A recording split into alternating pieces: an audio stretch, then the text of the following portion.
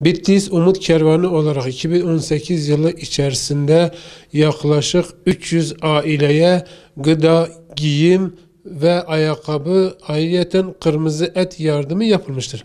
Bunun dışında Arakan ve Yemen'deki Müslümanlara 10.000 TL'lik nakdi yardım. Ayrıca yetimler için aylık nakdi para ödememiz de vardır.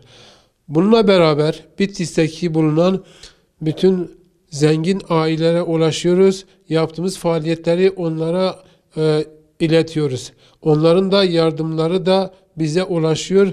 Biz de Bitlis'te bulunan bütün fakirlerin listelerini yapıp aciliyet arz edenleri öncelik sırasına alarak onlara yardım yapıyoruz. Bizim yardımlarımız süreklidir.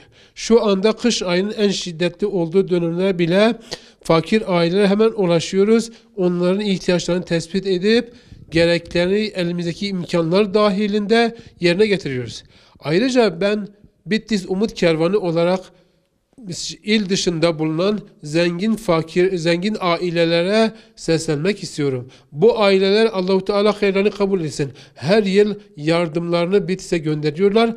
Fakat bize ulaşmaları halinde bizim evde tespit ettiğimiz fakirlere inşallah daha iyi bir şekilde ulaştıracağımızı tahmin ediyoruz. Yaklaşık olarak şu anda 500 ailenin listesi bizdedir. Bunları gidip evlerinde tespit ediyoruz. Bunların ihtiyaçlarını belirliyoruz. Bizim imkanlarımızın dahilinde bu ailelere yardım ediyoruz. Tekrar Bitlis'te ve Bitlis dışında olan hayır sahiplerine sesleniyoruz.